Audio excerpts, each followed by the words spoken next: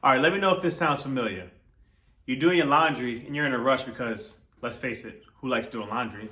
Nobody. If you do, you're weird. But anyway, you're putting your whites together, right? You want it to come real fresh. But you're in a rush, so you bundle them up and throw them all in there. Cool? Press start? Good. Then you go to put it in the dryer and you see that this was left in the bundle. Shit. Now when you go to pull out all the rest of your white clothes, this is what they look like. If this has happened to you, then you basically know how rosé is made.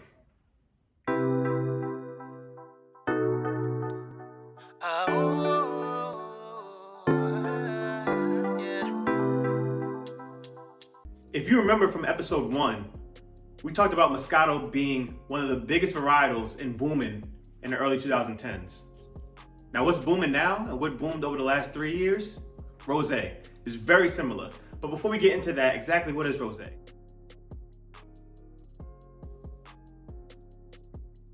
You just saw me explain how to make it. That process is called maceration, okay? Not the one with the B, even though you can say that drinking rosé is pleasuring to yourself. Anyway, maceration is when you have the grape skins in contact with the grape juice, but you take the skins off after a little bit and you're left with a wine with a pink hue. This is a rosé. Now that's the main way. There's one other way called saunier, where you're really just making red wine, and while you're making it, before it gets its full color, you take a small percentage of that out, maybe like 10%, and you use that juice as rosé juice. Same idea, different method, but maceration and saunier, two ways of making rosé.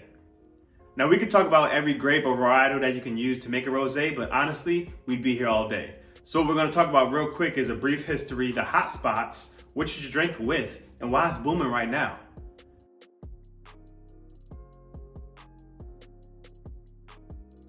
Rosé actually can be traced back to one of the oldest wines ever. You know, back in the day, like like before Jesus, like back. What? What are they selling? Rosé. What?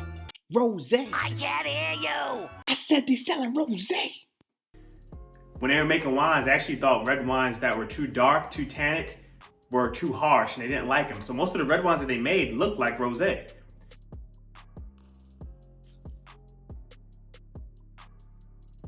Fast forward later, the guys at Sutter Home actually started making a type of rosé made from the Zinfandel grape, where they just took off some early, the saunier method, and made it into a rosé. The rosé was hard to ferment, so they actually made it sweet. That became white Zinfandel. Now that sold millions, but you know, people who were the wine snobs were like, nah, that's not real wine, I'm not rocking with it, it's done. So it kind of went away again. Fast forward to just a few years ago, you started to see it pop up again, and this is for 3 main reasons. One, they started to make it in ways that winemakers respected. In Provence, in France, you have Claret and around the Bordeaux region, Tavel down in the southern Rhone. All these were respectable wine regions making quality rosé.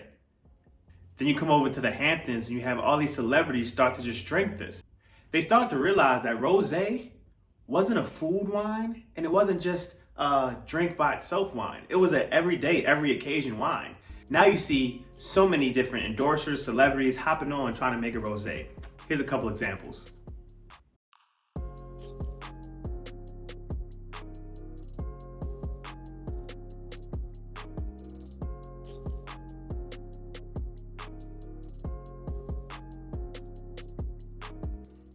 Now, if you look at these wines, you can see that the colors are different.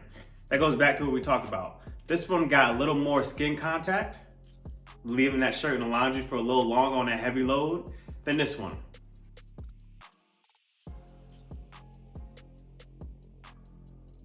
Here you go. Thanks, Dad. Thank you. Rosé has become one of those wines that make you feel like you're drinking luxury without paying luxury prices. To me, that's a win-win. You grab this, usually some really good quality rosé, should only run you about $20. Now what I wanna know, what rosés are y'all drinking? Drop them in the comments. Right here I have a Provence style, Fleur De Mer, also known as Flower of the Sea. Super light, getting strawberry, citrus. This runs usually around $20 based on where you are. It's good and light. And here I have California style rosé. Definitely more body than the Provence style, but still getting the red fruit, not as much citrus. Longer finish, probably has more alcohol than this one. But it's all about what you like. Taste wine is about tasting food. You wouldn't just try one and then leave it alone, especially rosé, especially now that you know how many different ways you can make it.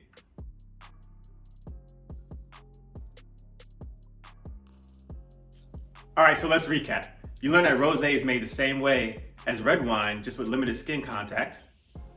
Check. You learned that rosé has popped off just like Moscato popped off in the early 2010s based on celebrity endorsement, higher quality producers, and everything else. We learned that it pairs with pretty much anything, and if you want to have the full rosé experience, just picture yourself on a summer beach house. You know, the one that I have. Well, the one that I have in my mind where I am rich and I am Batman on the weekends and then come back and work my 9 to 5, but then I'm still Batman, so I'm rich.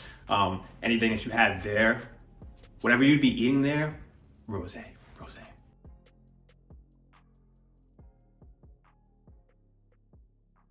I'm gonna put up a few brands right here that I personally enjoy.